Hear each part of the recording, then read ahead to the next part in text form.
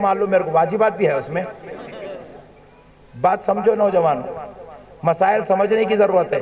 मैं ये क्वेश्चन करते करते थक गया सो, इसलिए आपको सुना रहा हूं। आप लोग कल पूछो जाके, पकड़ो गलियों में, कब तक छोड़ के रखते आप लोग, पकड़ के अब आप लोग पूछो, कल फटके मारो, मार के बाहर निकाल के पूछो, चल मियां बता नमाज के वाजिबात कितने हैं।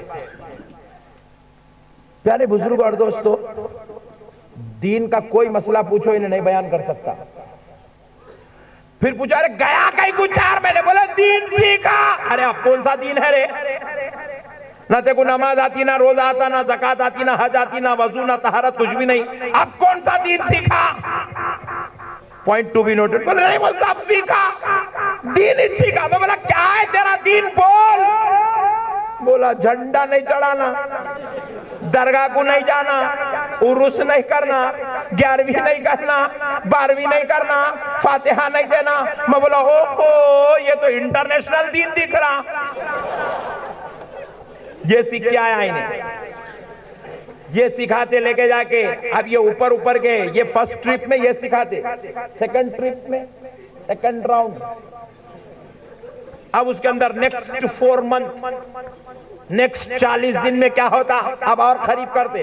पहले खाली ऊपर के आइटम दे दिए, झंडा, फातिहा, सलाम, दरगाह, चादर, फूल, उरुस, ये ऊपर के आइटम दे दिए। अब जरा इन्हें हो बहुत अच्छा है, जरा जबरदस्त खटके अच्छे मारा, लोगों को हुलाया, लेके आके मशवरे करा। बोले ये तो पट्टा पक्का स्टैंपिंग हो चुकी है। बोले आप इसको अंदर के आइटम दियो। बोले क्या है? अब ले गए दूसरे सेकंड राउंड में। अब 4 महीने गया, फिर 4 महीने के बाद बुला के खड़ा करो, बोल अब बोल नमाज के वाजिबात कितने हैं? 8 महीने हो गए।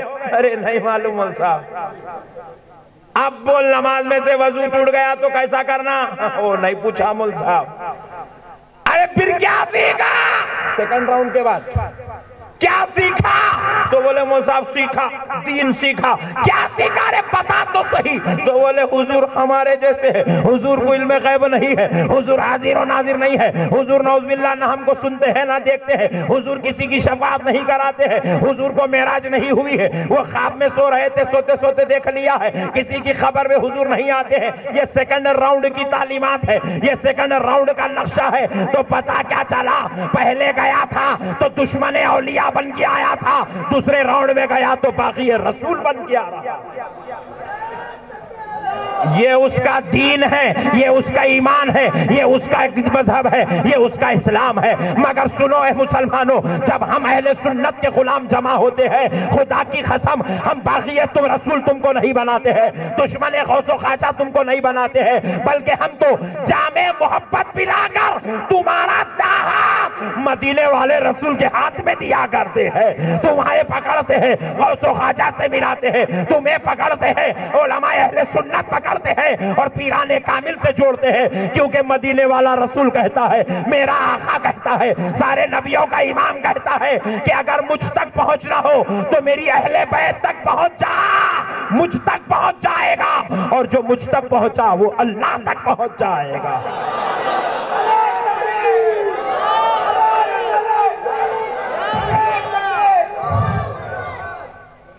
मेरे प्यारे बुजुर्ग और दोस्तों, ये बहुत खतरनाक कौम है।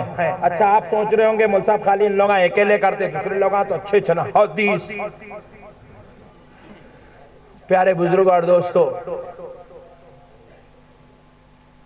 बाज लोगों ने क्या किया, गांधी जी से हिंदुस्तान ले लिया और गांधी जी को लैट ले लिया। इन लोगों ने भी ऐसी किया, नबी से हदीस ले लिया, नबी की अजमत दिल से निकाल दिया। ये जितने अहले हदीस हैं, इनका अकीदा है हुजूर नौजुबिल्लाह नौजुबिल्लाह नौजुबिल्लाह अनपढ़ है, ला इलाहा इल्लल्लाह मुहम्मदुर रसूलुल्लाह। ये इनकी बदतरीन अकीदा है कि हुजूर अनपढ़ है। अरे मैंने कह रहा हूं भाई, इन लोगों ने अपनी किताबों में लिखा है, मेरे को कहीं को घूर के देखा है, इन लोगों ने अपनी किताबों में लिखा है हुजूर अनपढ़ है, अनपढ़ है। अहले हदीस ने अपने कुरान के तर्जुमे इस तरह किए हैं कि हमने, ऐ नबी, हमने तेरे अगले पिछले गुनाहों को माफ किया, ला इलाहा इल्लल्लाह मुहम्मदुर रसूलुल्लाह। तो मैं बड़ा ताज्जुब में आ गया, और ओहो क्या हदीस है भाई, सही दिख रहा है इन्हें। लेबू लगा लिया, सही बात करेगी बोलता सही सही, बात पूरे गलत करता, सही एक सही बोलता, बाकी का सब गलत बोलता। बहुत डेंजर है। प्यारे दोस्तों जरा गौर करो। बोले हुजूर अनपढ़ है, फिर बोले हुजूर नौज़ बिल्लाह मिन ज़ालिक, अल्लाह ने उनके अगले पिछले गुनाहों को माफ कर दिया। गुनाह को माफ कर दिया मतलब क्या? मैं अगर बोल जाए बेंगलुरु के मुसलमानों मैंने तुम्हारा खर्चा माफ कर दिया, आप बोलेंगे मुझ साहब लिए कब? बोलेंगे नहीं? माफ कर दिया बोलना इस बात की दलील है कि लिए थे, बगैर लिए के माफ करे बोलना मुनासिब नहीं है। तो बोले नबी हमने तेरे अगले पिछले गुनाह माफ किए, क्या मतलब हुजूर गुनाहगार थे? नौज़ बिल्लाह। तो मैं एक बात बोला पूरी जमात को, अरे दीवाने, अगर तू नौज़ बिल्लाह हुजूर के बारे में ये अकीदा रखता है कि हुजूर नौज़ बिल्लाह नौज़ बिल्लाह नौज़ बिल्लाह अल्लाह ने उनके गुनाहों को माफ किया, तेरा ये अकीदा है कि हुजूर से नौज़ बिल्लाह अगर गुनाह हुए तो फिर ऐसे नबी का कलमा पढ़ता इसका सही बोल रहा हूं मेरे भाई। देखो आपके बच्चे को ट्यूशन पढ़ाना है, लोकल टीचर को रखते, बोलो ना। आपके मस्जिद में इमाम होना है, इमाम साहब टाई बन के आते, सूट बूट पहन के आते, रखते। अरे वाह, टाई वाले इमाम को नहीं रखते तो फिर गुनहगार नबी का कलमा कहीं को पढ़ते?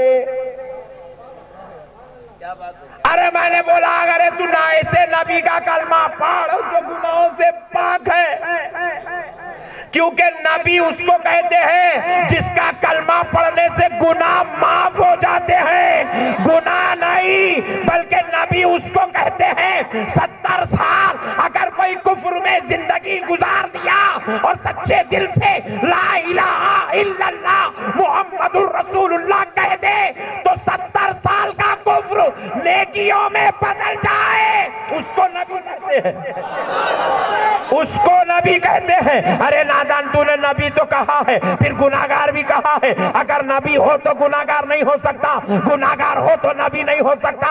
नबी वो होता है जो उम्मत के गुनाहों को माफ कराता है, उम्मत का कुफ्र माफ कराता है, उम्मत की खता माफ कराता है, उम्मत की सियाकारियां माफ कराता है। अब इसने इसको मैंने कहा अरे नादान, अगर नबी गुनाहगार है तो नबी का कलमा पढ़ा कहीं, ऐसे का कलमा पढ़ जो नेक है।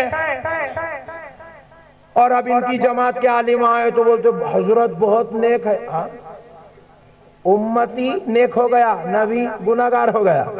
तो मैं बोला फिर नबी का कलमा कहीं को पढ़ा, हजरत का पढ़ ले।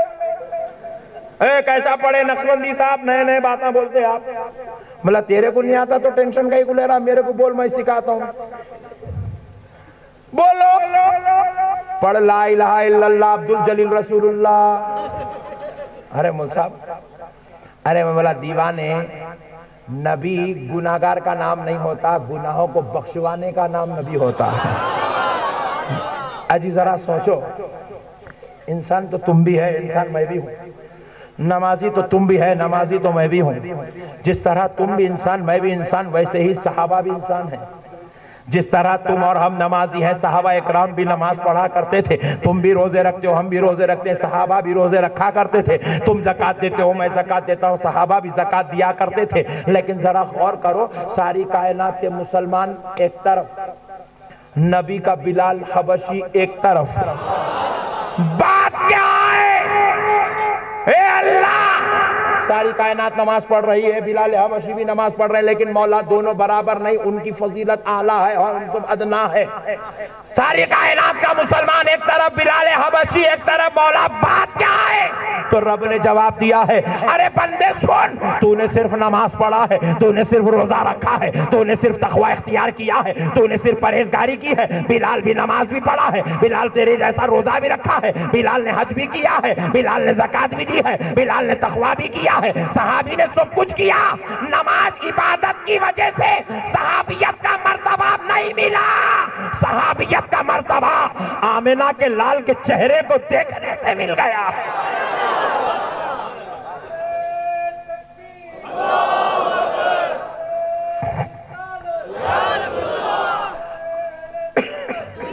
जरा सोचो नौजवानों, जो नबी का चेहरा देखकर सहाबी हो जाए, तो फिर उस नबी की अजमतों का आलम क्या होगा।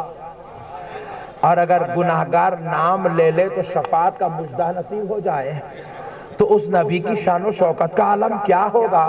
वैसा नबी जो बिलाल हबशी को सहाबी का दर्जा दिला दे, हजरत अबू बकर को सदाकत का दर्जा दिला दे, हजरत उमर को अदलो इंसाफ का पहकर बना दे, हजरत उस्मान को गनियों का सरदार बना दे, हजरत अलीउल मुर्तजा को सैयदों का आका बना दे, वलियों का दाता बना दे, अपनी उम्मत में पैदा होने वाले गौस को सारी कायनात के वलियों का सरदार बना दे, और गरीब नवाज को हिंदुस्तान भिजाकर 90 लाख काफिरों को कलमा पढ़वा दे। वैसे नबी के बारे में ये कौम ने लिखा है कि हुजूर गुनाहगार थे, अल्लाह उनके अगले पिछले गुनाहों को माफ किया। जरा गौर करो प्यारे बुजुर्ग, और जो सारे गुनहगार है तो कलमा पढ़ता कहीं को रे भाई, नया नबी ढूंढ ले, वहां जा, यहाँ कहीं को बैठा। बताओ मेरे भाई, है नहीं, सही है नहीं है। एक साहब क्या है, शादी करे, बेगम को घर में लाए, ला के रोजा है, क्या है जी तुम काले हैं। दूसरे दिन बोला, क्या है जी तुम गिड्ढे हैं। तीसरे दिन, क्या है जी तुम्हारा बाला नहीं है। चौथे दिन उन्हें खींच के एक देखे बोली, इत्या बात है तो लाया कई पूरे। बात समझ में आई। अरे जब बीवी में ऐब नहीं ढूंढा जाता तो नबी में ऐब कैसे ढूंढा जा सकता है मेरे भाई। अरे बीवी में ऐब हो सकता है, मगर अल्लाह ने जिसे मोहम्मद बनाया है उसमें ऐब नहीं हो सकता है। मोहम्मद में ऐब नहीं हो सकता। मोहम्मद कहते ही उसको है जो बेऐब होकर पैदा हुआ है। मोहम्मद उसी को कहते हैं सल्लल्लाहु अलैहि वसल्लम, जिसमें कोई ऐब नहीं है, जिसमें कोई खता नहीं है, जिसमें कोई लफ्जिश नहीं है। अजी बीवी जो तुम्हारे घर में तुम्हारी चाहत और मोहब्बत बनकर आए, वो अपने ऐब सुनना गवारा न करे तो फिर अल्लाह ने जिसे अपना हबीब बनाया है, कोई उसके ऐब बयान करे तो रब कैसे सुनना गवारा करेगा। अजी तुम्हारा नौकर जिसको तुमने घर में नौकरी देकर रखा है, जिसको तुम महाना 10,000 तनख्वाह देते हो, उसके तुम ऐब बयान करो, वो तुमसे तनख्वाह लेके ऐब सुनना गवारा नहीं करेगा। अजी जो हमारा खादिम है वो ऐब ना सुने, जो नबियों का इमाम है वो ऐब कैसे सुनेगा। और कोई उसके ऐब बयान करके फिर वो मुसलमान कैसे रहेगा। मेरे को तो बड़ा ताज्जुब हुआ, इन नबी के ऐब भी बयान करता कहते और फिर बाद में मुसलमान भी रहता कहते। बोला कुछ तो भी एक बोल रहे हैं। प्यारे बुजुर्ग और दोस्तों, ये बहुत खतरनाक कौम है। बहुत गेम खेल के मुसलमानों के बीच में घुसे सो है। मुसलमान ख्वाबे गफलत में रहा, ये घुस के अंदर अपने काम पहचान लिया सो है। इन्होंने कहा कि नौज़-बिल्लाह नबी को इल्म नहीं है, नबी अनपढ़ है। खुदा की कसम ये अहले हदीस का आज जनाजा निकाल देता है। आप लोग नमाज जनाजा पढ़ के जाओ आज।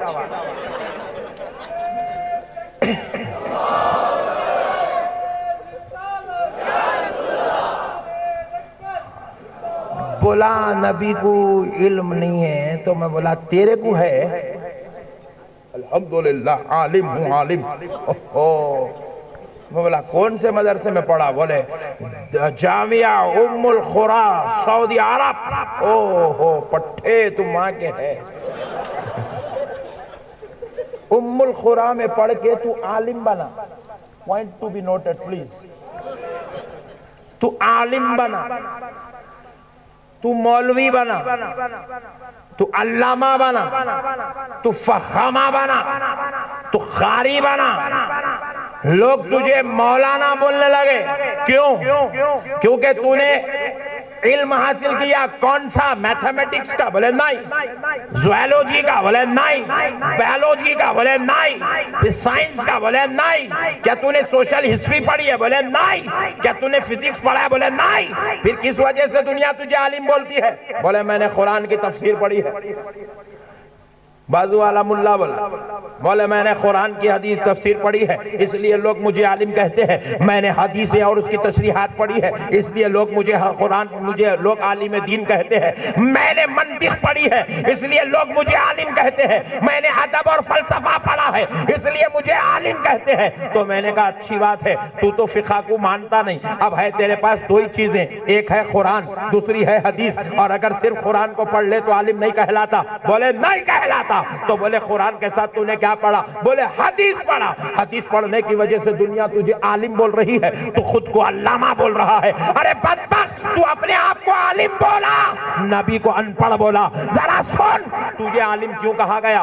बोले हदीस पढ़ने की वजह से। मैं बोला हदीस में तू कितने हदीसा पढ़ा? बोले मान लो समझ लो कि 1 लाख हदीस पढ़ा, जबकि हदीस 1 लाख नहीं है, हदीस तो 1 करोड़ से भी ज्यादा है। 1 लाख पढ़ के हिमाकत। बोले मैं आलिम हूँ। बोला अच्छा ठहर, तेरा पोस्टमार्टम करता हूँ। बोले मैं आलिम हूँ। मैं बोला पढ़ा क्या? बोले हदीस। हदीस। अब जरा गौर करो प्यारे बुजुर्ग और दोस्तों, हदीस पढ़ा जिसकी वजह से दुनिया इसको आलिम बोल रही है। मैं पूछा हदीस बोलते किसको? हदीस बोलते किसको? जवाब मिला जो नबी कह दे वो हदीस। कुर्बान जाए जी मेरे नबी की शान के। जो मेरा नबी कह दे, आमिना के लाल के मुकद्दस चेहरे अक़दस से जो फूल की पत्तियां झड़ जाए वो हदीस। मैं बोला अहले हदीस मुल्ला और कोई हदीस की तशरीह? बोले हाँ है ना मुल्ला साहब। बोला बोल। बोले जो मेरा नबी अमल करे वो हदीस। नबी का कौल हदीस, नबी का फेल हदीस, नबी का कहना हदीस, नबी का करना हदीस। Point to be noted. बहुत बड़ी बात समझा रहा हूं, समझ जाओ। जिंदगी में कुछ भी हो सकता है, मगर तुम वहाबी नहीं बन सकते, तुम गुस्ताखे रसूल नहीं बन सकते, दुश्मन रसूल नहीं बन सकते। गौर से सुनो। बोले जिंदगी में मेरा नबी जो कुछ भी कहा वो हदीस, मेरे नबी ने जो कुछ किया वो हदीस। मेरा नबी अगर चले तो चलना हदीस, मेरा नबी बैठे तो बैठना हदीस, मेरा नबी खड़ा हो जाए तो खड़ा रहना हदीस, मेरा नबी मिसवाक करे तो मिसवाक हदीस, मेरा नबी कुल्ली कर दे तो कुल्ली हदीस, मेरा नबी वुजू कर दे तो वुजू हदीस, मेरा नबी इस्तंजा करे तो इस्तंजा हदीस, मेरा नबी उंगली का इशारा कर दे चांद के टुकड़े हो जाए, मेरे नबी का इशारा हदीस।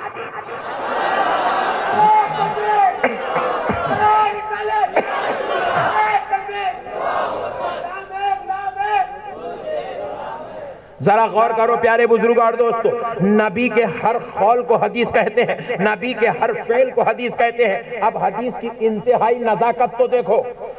हदीस की तीसरी किस्म, हदीस की तीसरी शरह, तीसरी तशरीह, मेरा नबी न कहा न किया, वो तो एक जगह बैठा है।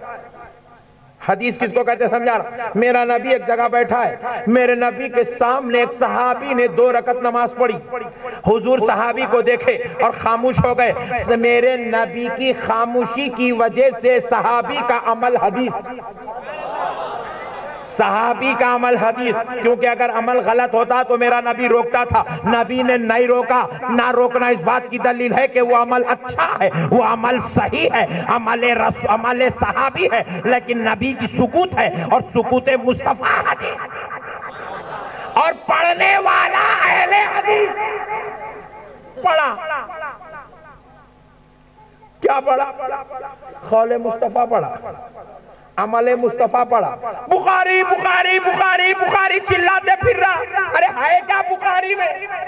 मेरा नबी जो कहता था वही है बुखारी में, मेरा नबी जो करता था वही है बुखारी में, मेरा नबी जो खामोश बैठा था वही है बुखारी में। अब जरा सोचो, मेरा नबी जो कहा उसको अगर कोई जमा कर ले तो वो इमाम बुखारी हो जाए। मेरा नबी जो कहा था उसको